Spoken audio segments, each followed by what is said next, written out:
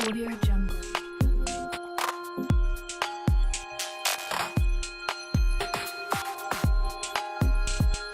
Audio Jungle.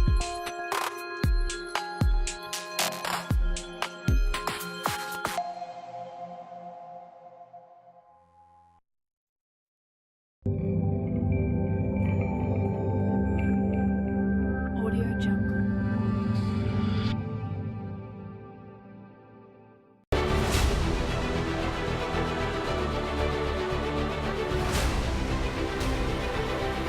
Audio Jungle.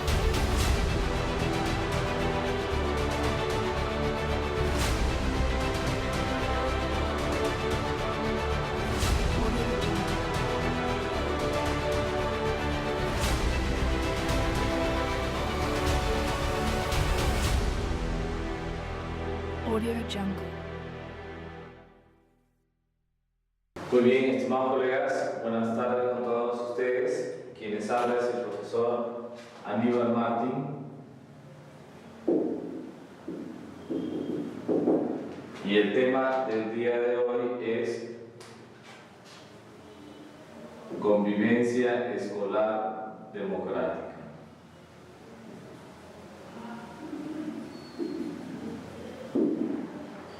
Muy bien, cuando especificamos aquí el carácter democrático de la convivencia, pues tendríamos entonces que mencionar los demás tipos de convivencia.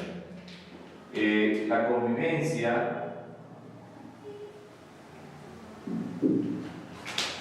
se refiere al conjunto de interacciones que se desarrollan entre todos los agentes educativos. Nos referimos pues entre directivos, docentes, estudiantes, padres de familia y la comunidad en general. O sea, la convivencia es la interacción social entre todos los agentes que intervienen en el proceso educativo. Algunos de manera directa, otros de manera indirecta, pero todos terminan incidiendo. Ahora, hay diferentes tipos de convivencia y eso lo vamos a ver en un momento. En primer lugar, vamos a ver los fundamentos.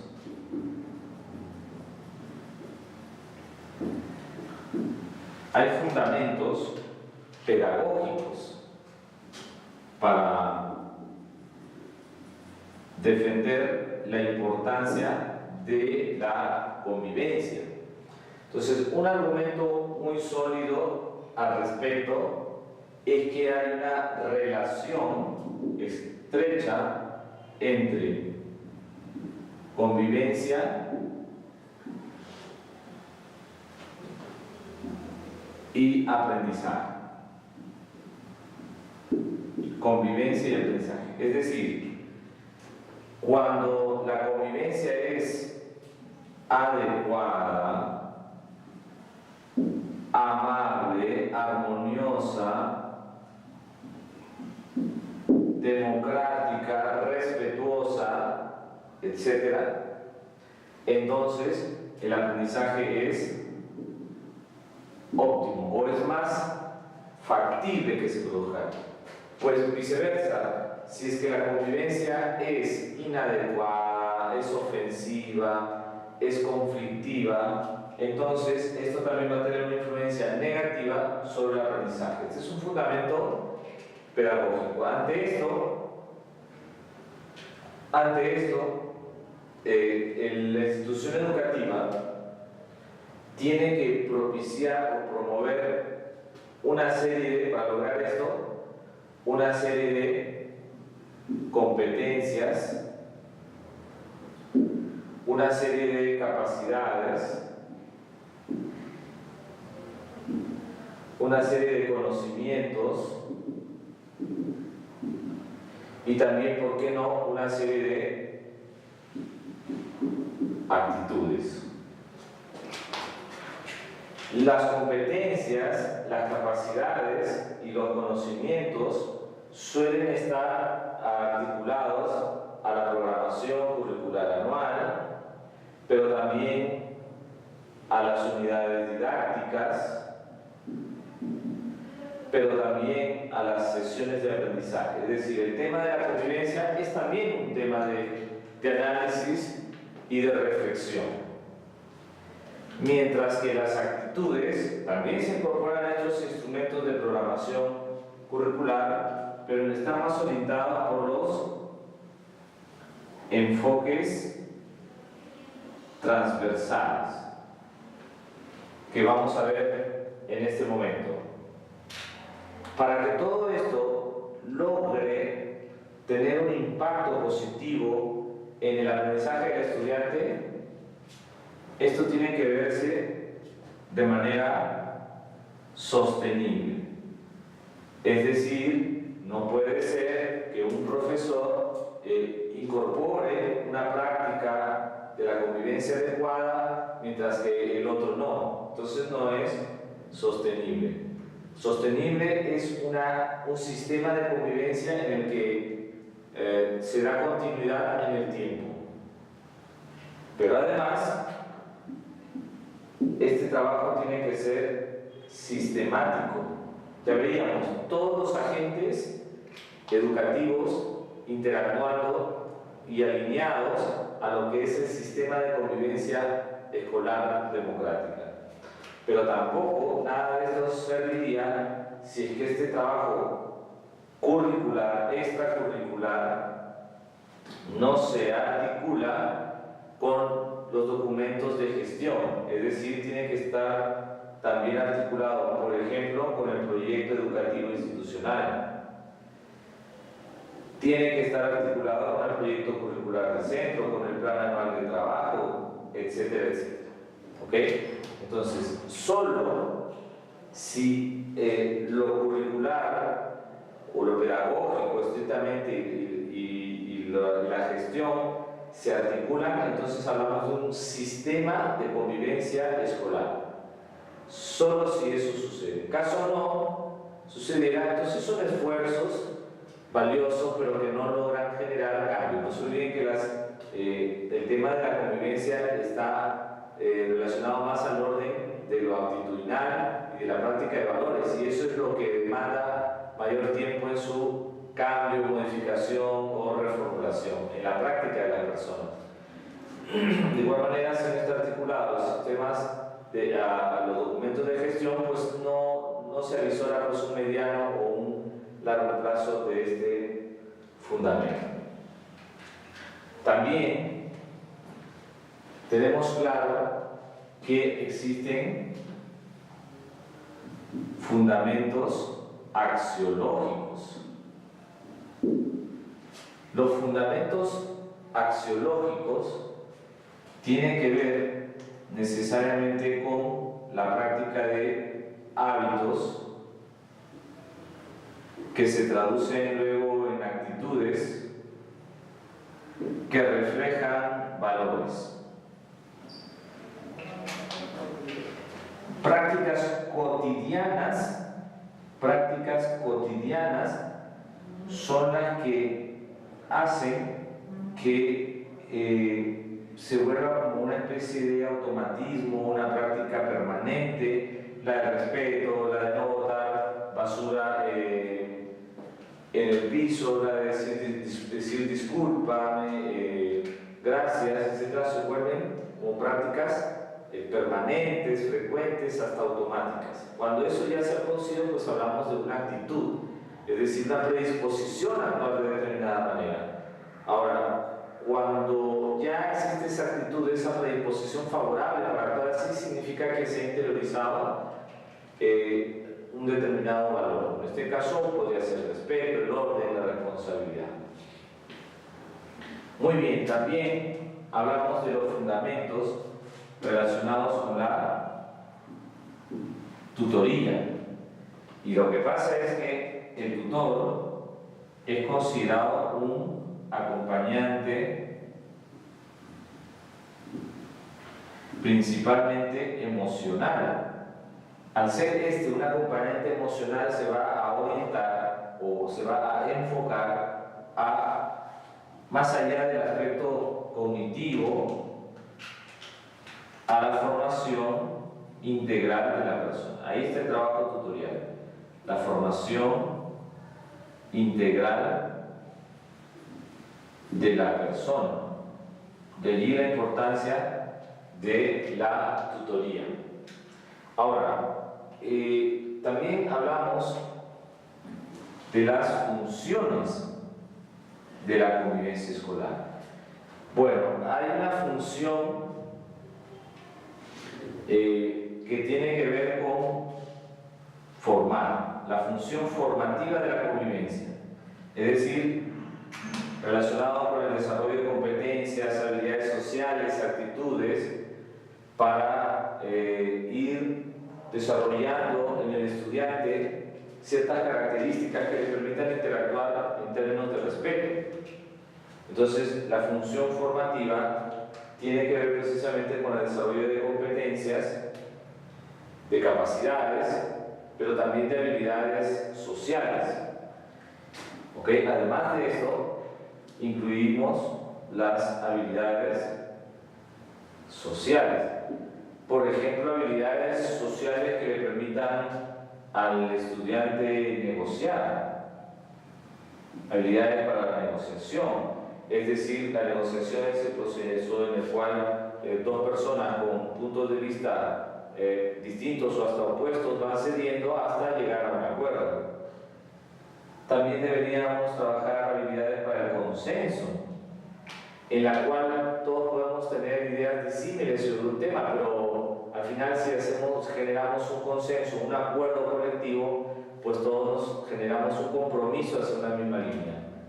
Otra de las habilidades sociales importantes es pues la resolución de conflictos.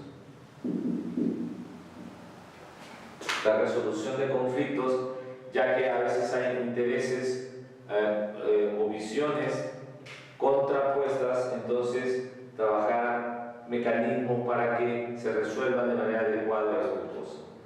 Entonces, cuando nosotros vamos formando al estudiante en ciertas competencias, como el ejercicio ciudadano, por ejemplo, como la comunicación, la expresión asertiva, por ejemplo, y ciertos conocimientos de las normas, de la importancia de estas para interactuar, además de las habilidades sociales, pues estamos generando un trabajo a largo plazo para construir un sistema de convivencia democrática. Ahora, también es necesario la función preventiva, y la función preventiva tiene que ver con la necesidad no de estar encima de la incidencia negativa cuando esta ya se ha producido, sino en realidad de prevenirla. Claro, formando estamos previniendo, pero también a través de estrategias específicas que hagan que las situaciones de conflicto, de disrupción, de violencia, de bullying, de abuso no se presenten. Por ejemplo, una estrategia que sugiere el Ministerio de Educación es la presencia cercana. La presencia cercana tanto de los docentes como de los padres de familia, lo que se está llamando en la actualidad las BAPES, Brigadas de Apoyo de Padres de Familia. La presencia cercana implica, digamos, el acompañamiento del docente en los diferentes espacios de mayor riesgo o vulnerabilidad de algunos estudiantes. Por ejemplo, se puede determinar que el bullying se presenta principalmente durante el ingreso a la institución educativa, en el recreo, kiosco, patios, baños y a la hora de salida. Bueno, esta estrategia implica que los docentes en un momento determinado y aleatoriamente puedan acompañar a los estudiantes en su ingreso, puedan acompañar a los estudiantes por lo menos en la salida, en la puerta inmediata a la institución educativa, y en los recreos puedan ubicarse en lugares estratégicos, de manera que no tanto es para generar presión o temor en el agresor, sino generar una sensación de protección para la víctima. Esa es la intención. Bien, a pesar de que sea un trabajo formativo, a pesar de que sea un trabajo preventivo, se van a presentar incidencias negativas, se van a presentar conflictos y abusos entre compañeros, por ejemplo. Entonces, también se habla de una función sancionadora, o llamémosle, mejor dicho, reguladora. Reguladora. ¿Por qué? Porque es necesario que cuando se produce la incidencia negativa, pues entrar al retorno del equilibrio, a la búsqueda del equilibrio. Pero ojo que la función reguladora también se relaciona con el reconocimiento, o sea, no es la cuestión solamente estar castigando, se podría haber pensado eso, ¿no es cierto? No, hay que reconocer también el conjunto de prácticas positivas de nuestros estudiantes, a través de premios, a través de valoraciones, a través de una sonrisa, un buen trato, una felicitación pública. Eso también genera una sensación de reconocimiento de lo positivo, pero también implica la práctica, la puesta en práctica de una sanción. La sanción es necesaria, pero ¿qué tipo de sanción? Nos estamos refiriendo, colegas, a una sanción pedagógica, es decir, a una sanción en la que el estudiante tenga que reflexionar sobre las situaciones que ha cometido, tenga que justificar su accionar, tenga que comprometer su buena conducta futura, tenga que disculpar o ofrecer una disculpa y tenga que asumir responsabilidades. Eso es una sanción pedagógica, que incluya reflexión, compromiso, disculpa. ¿Ok?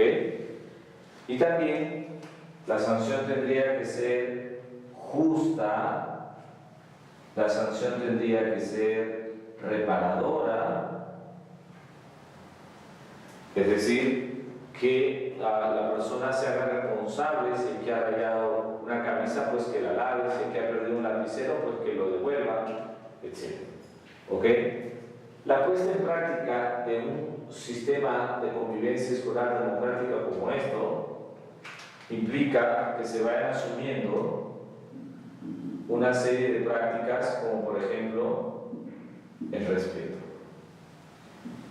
Es decir, lo que prima en una convivencia escolar democrática es el respeto al Estado de Derecho, mientras que en un estilo más autoritario de convivencia es el respeto a la autoridad. Entre comillas respeto, estamos hablando más de obediencia y sumisión, pues en una convivencia democrática hablamos de respeto al Estado de Derecho, es decir, a las normas, y las normas reflejan los derechos y las responsabilidades de las personas.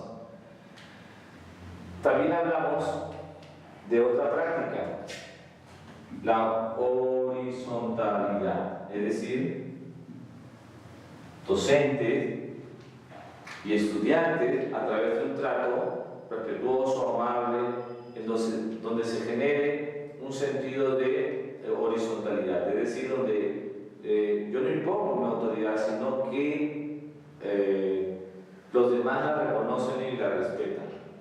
Entonces, también está el concepto de autoridad, pero una autoridad positiva, una autoridad de liderar. ¿En dónde radica la autoridad del docente? Por ejemplo, el docente expresa su autoridad a partir de cuatro aspectos específicos, que son, en primer lugar, si el docente pues, es una buena persona,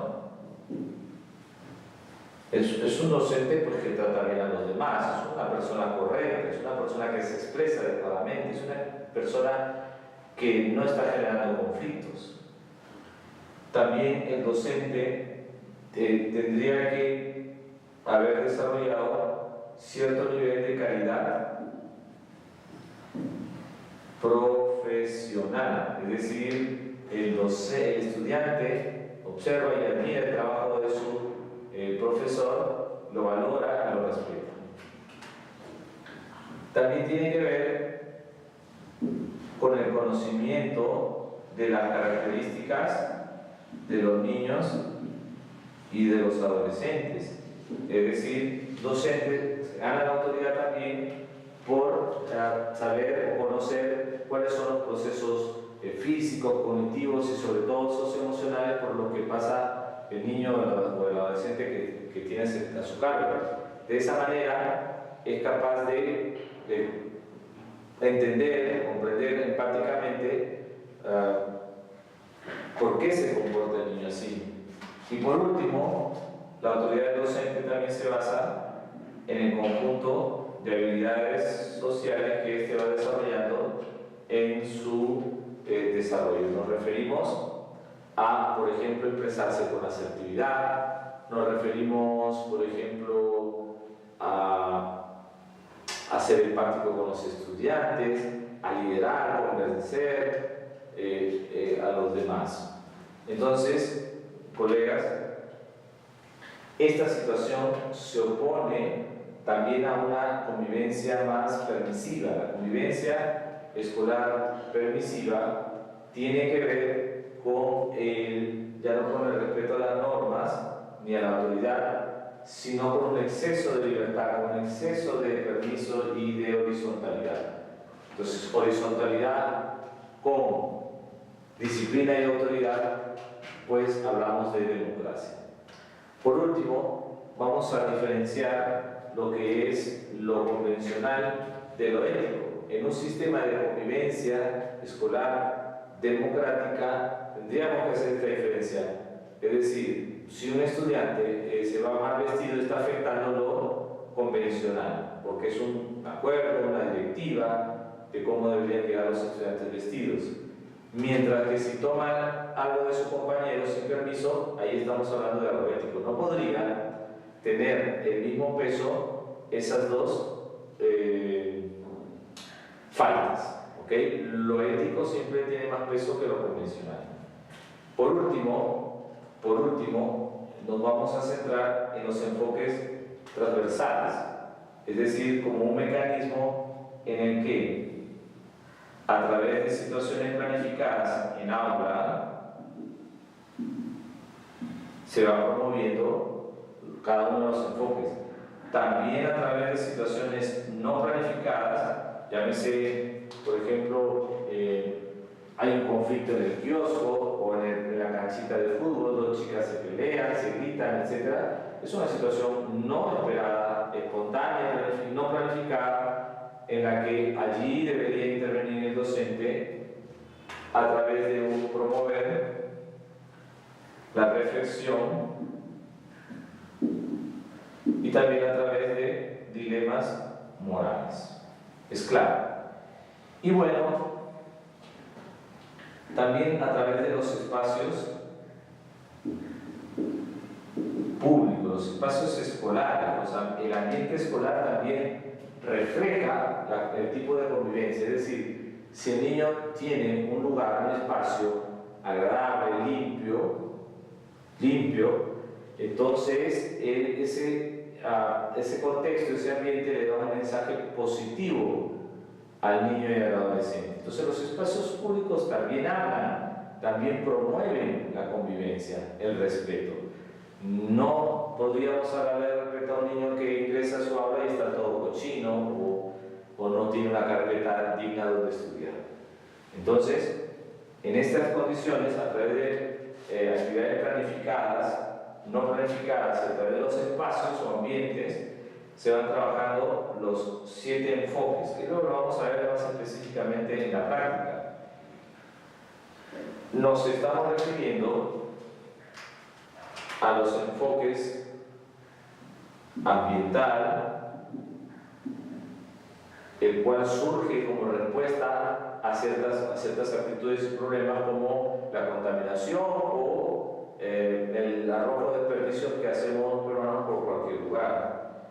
El enfoque de derechos que surge como problema, como respuesta al problema de la violencia, el conflicto, la discriminación, así como el enfoque de inclusión, así como el enfoque de interculturalidad en una realidad pues tan diversa como la peruana. A veces se dan situaciones en que dos personas de diferentes contextos se reúnen inclusive en el aula y hay discriminación a la cultura o al aspecto étnico. También es un país donde hay mucha violencia de género, por eso aparece el enfoque de igualdad de género. A su vez, también se podría hablar en nuestro país que no siempre hay una intención de ser los mejores o hacer las cosas bien. Entonces, orientación o búsqueda de la excelencia para que nuestros estudiantes aprendan a hacer las cosas lo mejor posible. Y finalmente, la orientación al bien común. Que las personas o los niños y adolescentes no vean solamente su propio bienestar, privado o particular, sino de toda la comunidad, articulando con el suyo, por supuesto. Bien, este es el tema del día de hoy. Vamos a pasar a la segunda parte relacionada a algunos casos. ¿Listo? Hasta luego.